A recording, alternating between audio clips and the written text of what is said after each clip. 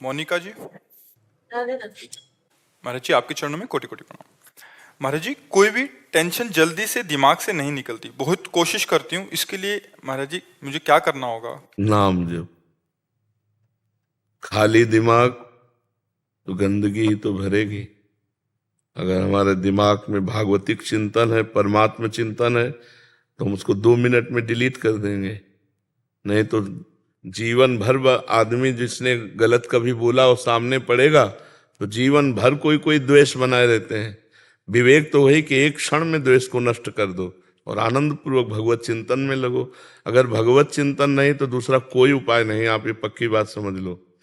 आप इनको रौंदने के लिए जब नाम जप करोगे तभी, कितना भी कोई भी भारी से भारी विपत्ति, भारी से भारी समस्या, भारी से भारी निगेटिव चिंतन हम नष्ट कर सकते हैं भगवान के चिंतन के द्वारा। ध्येय मापदी, जिन चरणों का ध्यान मात्र आपदा का नाश कर देता है। हरि स्मृति सर्व विपद विमोक्षणम, भगवान का स्मरण समस्त विपत्तियों का नाश कर देता है। और जब नाम जप करते हैं तो विवेक जागृत होता है। विवेक 1 मिनट में हटा देता है। नहीं तो उसी का चिंतन, इसने क्यों कहा, कैसे कहा, अरे फिर दूसरा, फिर तीसरा, वो इतना चिंतन करते करते फिर वो डिप्रेशन में पहुंच जाता है। ये ओवर थिंकिंग रोकने के लिए नाम जप अत्यंत आवश्यक है। इस लोक और परलोक में आनंदित रहने के लिए, दिमाग शांत और शीतल रखने के लिए हमें भगवान का चिंतन चाहे वो राम जपो, कृष्ण जपो, हरि जपो, जो नाम जपो। ये शोक का धाम है संसार। कामनाओं का जाल बिछा हुआ, एक बात पूरी हुई 2 खड़ी हो गई, 2 पूरी हुई 4 खड़ी हो गई, और बार बार उसी का चिंतन करते हुए हमारा जीवन व्यर्थ चला जा रहा है। हम आनंद को तो जान ही नहीं पा रहे। आनंद किसे हम समझ रहे हैं? कामनाओं की पूर्ति से आनंद है, और कामनाओं की पूर्ति से तो और चिंता शोक बढ़ता चला जा रहा है। तो आनंद का मार्ग अध्यात्म है। हम नाम जप करते हुए सब काम करें।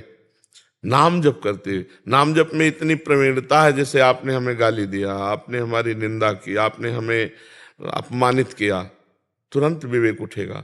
नहीं नहीं, इसके भी हृदय में तो भगवान है। मेरे किसी पाप कर्म का दंड मुझे भुगताया जा रहा है। ये बेचारा तो निर्दोष है, इसको तो निमित्त बनाया जा रहा है। बड़े कृपालु भगवान, जो हमारे किए हुए कर्म का हमको दंड देकर पवित्र कर रहे हो। उससे मतलब नहीं, वो दुष्ट नहीं है। हमारी दुष्टता का किसी जन्म के जो कर्म है उसका दंड देने के लिए इसको निमित्त बनाया गया। ये विवेक, ये ज्ञान आपको 1 मिनट में बचा लेगा। दूसरी बात, इतनी नाम जप से क्षमता आ जाती है कि जैसे अपने हाथ से अपने चोट लग जाए, किसको आप गाली दोगे? अपने हाथ से चोट नहीं लग जाती, अपने किसको गाली दोगे? अपने दांत से जबान कट जाए, किसको गाली दोगे? ऐसे ही सब में आत्मस्वरूप भगवान का दर्शन कर रहा है, तो दुनिया के द्वारा किए हुए प्रहार को ऐसे ही समझ रहा है जैसे अपने हाथ से अपने को दंड में। वो किसी को दोषी नहीं समझता। सब में भगवत भाव। उमा जे राम चरण रत, विगत काम मद को, निज प्रभु में देखें जगत, केसन करें विरोध। तो बिना भगवान के चिंतन के इस समस्या का समाधान नहीं हो सकता। जब तक सर्वत्र समबुद्धि नहीं आएगी, ज्ञान नहीं जागृत होगा, तब तक ये जलन शांत नहीं होगी। रोष ना करें, ये अध्यात्म है, तो हम जीत जाएंगे। नहीं, कितना प्रपंच, जरा दिमाग को आप अपने खुद देखिए, कितना प्रपंच भरा हुआ है।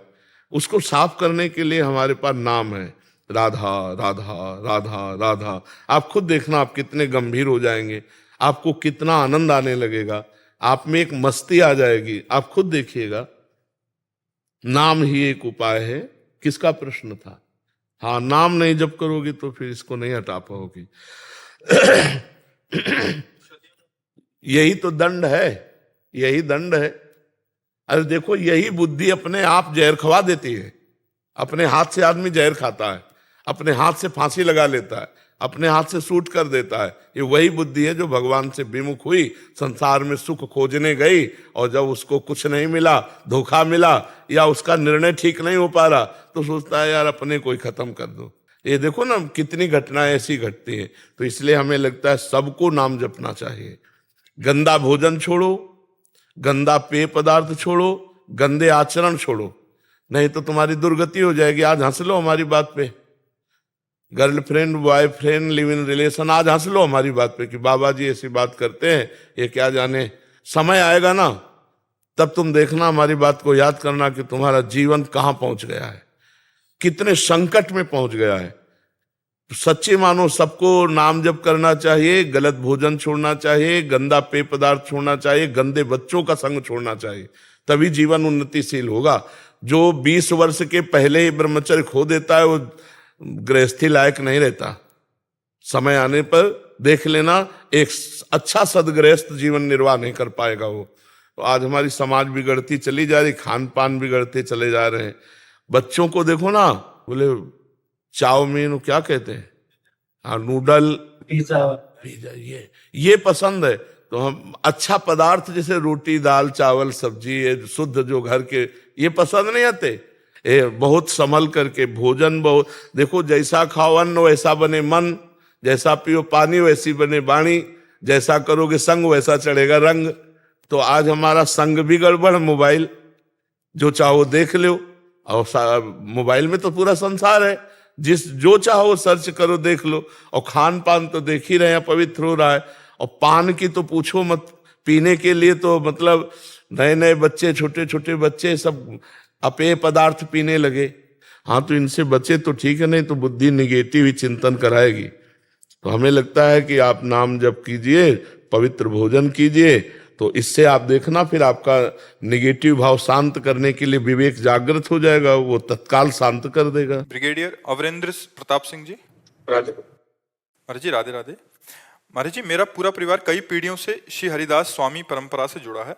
मैंने भी 7-8 साल में ही गुरु मंत्र ले लिया था और उसका आज तक निरंतर जाप करने का प्रयास कर रहा हूँ। महाराज जी, नौकरी के दौरान कई बार विपरीत और जोखिम परिस्थितियां आई, बिहारी जी की कृपा का अनुभव हुआ। महाराज जी, मेरी तार्किक बुद्धि होने के कारण मुझे भक्ति में काफी चीजों के जवाब नहीं मिले, इसलिए, और साथ ही आडंबर और पैसे की चमक में मतलब अध्यात्म और निराकार स्वरूप की आकर्षित हो गया मैं। और अब हर रोज ब्रह्म मुहूर्त में निराकार स्वरूप का ध्यान कर रहा हूँ। और कई बार पहले बताओ, निराकार का ध्यान होता है? लाइट को देख रहे होते हो आप शुरू। ध्यान का विषय जो है ना, सब ध्यान मिट जाए, जो बचे उसे ज्ञान का ध्यान कहते हैं, आत्मस्वरूप का। सब ध्यान मिटा दो, जब आप बैठो तब कुछ ध्यान नहीं आना चाहिए। वो अगर प्रकाश स्वरूप है तो अंधकार कौन है? जब वही परमात्मा सब रूपों में है तो प्रकाश स्वरूप है, तो अंधकार भी स्वरूप उसी का है। जड़ स्वरूप है तो चैतन्य स्वरूप उसी का है, वो सर्वस्व है। अगर हम प्रकाश का ध्यान करें तो अंधकार भी वही परमात्मा है, वो सब रूपों में है। तो हमको चाहिए कि इन सब रूपों का पहले ध्यान हटावें, न प्रकाश, न अंधकार, न स्थूल, न सूक्ष्म, न कारण। और जब ये ध्यान शांत हो जाता है तो जो बचता है वो आत्मस्वरूप होता है। अन्वय व्यतिरेक 2 पद्धतियां हैं। पहले हमें व्यतिरेक पद्धति लगानी पड़ेगी शास्त्रीय, कि ब्रह्म सत्यम जगन मिथ्या, कुछ नहीं है, कुछ नहीं है। पहले इनको हम हटाएं, पहले सब ध्यान हटावें। तो हाँ, पहले आप ध्यान हटाओ। क्या आपका ध्यान शून्य में आ गया? जी महाराज, कई बार आता है और अच्छा। इस समय कोई भी चिंतन नहीं हो रहा है, ना प्रकाश, ना अंधकार, ना स्थूल, ना सूक्ष्म, न कारण, जैसे गाढ़ निद्रा, लेकिन होते हैं। अभी कह रहे हैं कि राधा कृष्ण स्वरूप की ओर भी मन आकर्षित है और ध्यान मार्ग में भी, तो दोनों का समावेश बनाना चाह रहे हैं। अब हम कैसे तुम्हें बतावें कि देखो, अभी वो प्रकाश तो है नहीं जिस प्रकाश की हम बात कर रहे हैं, आत्मस्वरूप की। जब तक स्थूल सूक्ष्म कारण को मिथ्या समझ करके और स्थिति नहीं प्राप्त करोगे तब तक वो, और जब वो हो जाएगा ना तो ये सब चंचलता हट जाएगी। कि अभी हम फाइनल में इनकी तरफ आकर्षण, ना ये है ना वो है, जो है वो केवल है, उसका अनुभव करने के लिए बढ़ो। अभी वो बात नहीं है जो बात होनी चाहिए। आप स्वीकार करते हो? जी महाराज। तो आप, ये स्थूल 5 भौतिक शरीर है, इसके अंदर सूक्ष्म शरीर है, मन बुद्धि चित्त अहंकार, 5 ज्ञानेंद्रियां, 5 कर्मेंद्रियां, इसके भी अंदर अनंत जन्मों के संस्कारों का बना हुआ कारण शरीर जो स्थूल का निमित्त बना है। इन तीनों को विध्वंस किए बिना अपने चिंतन में जो बचता है वो है आत्मस्वरूप है।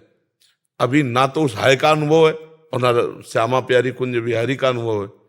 तो हमें लगता है बीच में समय बर्बाद मत करो। वही महाराज, वही हो रहा है। मैं सोच रहा हूँ कि कहीं फंस रहा हूँ बीच में मैं। नहीं, तो जब आप इतने बड़े महापुरुष श्री स्वामी हरिदास जी से जुड़े थे तो आपको वहीं जुड़े रहना चाहिए। महाराज, मेरे भी गुरु का ही कहना है। बालक दास जी तो नहीं रहे अभी, लेकिन अभी जो प्रेजेंट गुरु हैं जी, तो उनका भी यही कहना है कि उन्होंने अपना दिया है, लेकिन मैं आपसे थोड़ा सा लाइट चाह रहा था।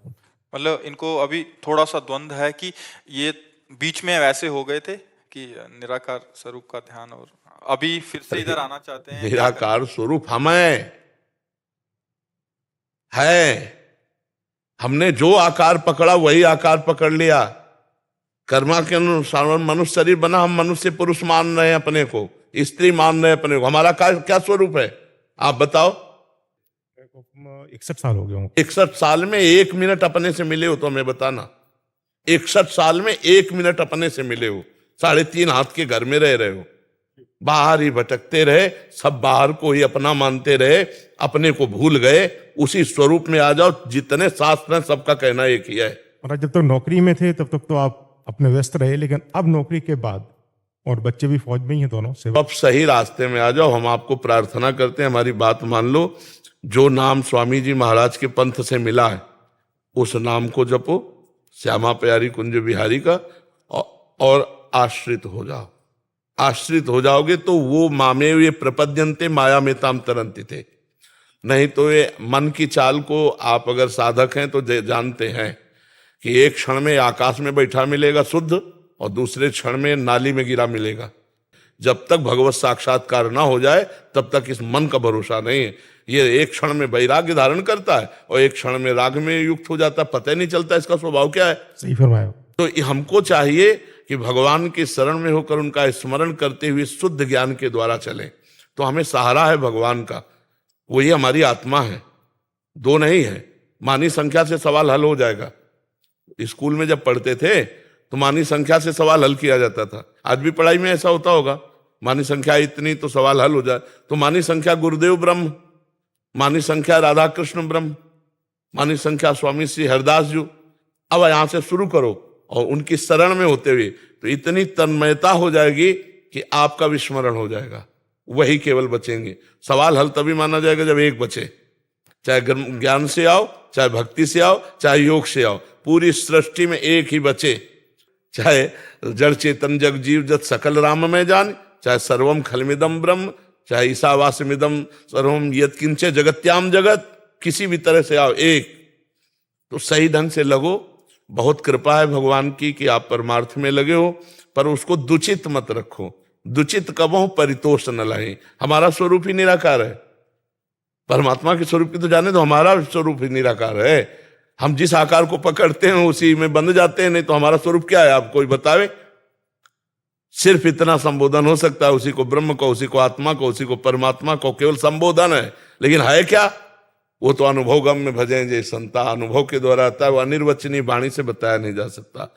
तो हम कहते हैं कि लगो और तीव्र गति से लगो, क्योंकि पता नहीं कब श्वास अंत हो जाए। बिल्कुल महाराज, लाइफ एंड पे आ रही है, बाइंडिंग है, तो अब लगो, खूब तीव्र गति से लगो। आप जी क्या कह रहे थे? मम्मी के कहने पे आज वैसे विशेष दिन है, आपकी कृपा से आज आपके दर्शन तो हुए, लेकिन आज का दिन मम्मी का है जिन्होंने मुझे जन्म दिया है, उनका जन्मदिन है। तो कल उन्होंने कहा था कि कल विशेष स्नान होता है, तो उनका स्नान करने जरूर जाना यमुना जी के। तो हम रात को करीबन जब वहाँ से तलहटी से आए और समय मिला तो वहाँ गए, तो वहाँ सबसे बोला कि यहाँ पे कोई सफाई भी कर रही थी अभी, यहाँ लेडी और महाराज भी हैं, सब है। तो सब कह रहे कि यहाँ तो कोई नहीं है। अब मुझे मेरी भारिया है, उनको दोनों को दर्शन हुए, कोई और भी नहीं। जैसे मेरे साथ आया है अभी हाल, उनसे बोला कि आपने देखा? बोले किसी ने देखा। हम दोनों कह रहे कि हमको तो नजर आई। तो ऐसा लगा साक्षात यमुना महारानी के दर्शन हुए कल। यहाँ तो कुछ भी दिव्यता हो सकती है, या तो कोई आश्चर्य की बात नहीं है। ये तो बहुत दिव्य धाम है वृंदावन। यहाँ तो प्रिया प्रीतम विराजमान है, अनंत सहचरियां हैं। कौन सहचरी यमुना जी की सेवा में थी, कौन क्या कर रहे, पता नहीं कौन सी शक्ति कहाँ विचरण कर रही है। तो धाम है ना प्रभु का, हमारी दृष्टि हो तो हम पहचानना शुरू कर दे। जी मुकेश अग्निहोत्री जी, राधे राधे महाराज जी। महाराज जी आप उप मुख्यमंत्री हैं हिमाचल प्रदेश के। महाराज जी आप कह रहे हैं कि आपकी पत्नी की अकाल मृत्यु हो गई थी, बट एक दिन पहले आपसे मिलने की उनको तीव्र इच्छा थी और बहुत प्रयास भी किया, बट मिल नहीं पाए, मतलब वहीं से। महाराज जी उनके अंतिम इच्छा को पूरी करने के लिए आप आए हैं महाराज जी। हाँ, धन्यवाद है। हमें लगता है कि एक श्रीमद् भागवत का पाठ करवा लेना, मूल संस्कृत का पाठ भागवत का करवा के संकल्प करके अपनी पत्नी को दे दीजिएगा। आप सभी भक्तजनों को राधे राधे। हिंदी कहानी की विकास यात्रा। देश में कहानी का आरंभ वैदिक युग में ही हो गया था। श्री वेद के यम, यमी, पूर्वा, उर्वशी आदि के संवाद उपनिषदों के रूपात्मक व्याख्यान, नहुष, ययाति आदि के विख्यान तथा ऋषि मुनियों की कथाएं भारतीय कहानी के प्राचीनतम रूप में है। लौकिक संस्कृत के उपदेश के प्रतिनिधि प्रधान कथाओं का प्राचुर्य मिलता है। वृद्धा, कथा मंजरी, कथा रीतिसागर, पंचायतंत्र, हितोपदेश आदि ग्रंथ तथा मुंज भोज, विक्रमादित्य आदि के शौर्य और प्रणय की कथाओं को लेकर लिखी गई रचनाएं कहानी के ही प्राचीन रूप हैं। संस्कृत में पश्चात पाली, प्राकृत तथा अपभ्रंश भाषाओं में वैद्य और जैन धर्म संबंधित अनेकानेक कथाएं लिखी गई हैं। अपभ्रंश भाषा में चरित्र कथाओं तथा कथा कथाओं का लंबा इतिहास मिलता है। हिंदी में आधुनिक कहानी के उद्देश्य के पूर्व प्राचीन काल में संस्कृत और प्रकृति की परंपरा में कथा साहित्य की रचना हुई। इसका आरंभिक रूप काव्यम है। इस कथा साहित्य की एक परंपरा चरणों तथा अन्य कवियों द्वारा विकसित हुई, जिसमें ऐतिहासिक पौराणिक कथानायकों में कल्पना का पुट देखकर उनके चरित्र श्रवण में पुण्य का लोभ दिखलाया गया। कथा साहित्य की दूसरी परंपरा सूफियों द्वारा विकसित हुई। मृगावती, मधुमालती, पद्मावत, चित्रावली, ज्ञानदीप, इंद्रावती आदि ऐसे ही प्रेमाख्यान काव्य हैं। हिंदी कहानियों का तीसरा प्राचीन रूप किस्सा, वृत्तांत आदि के रूप में मिलता है। भारतेंदु युगी पत्र पत्रिकाओं का इस लेख की कहानियों में भरी पड़ी हैं।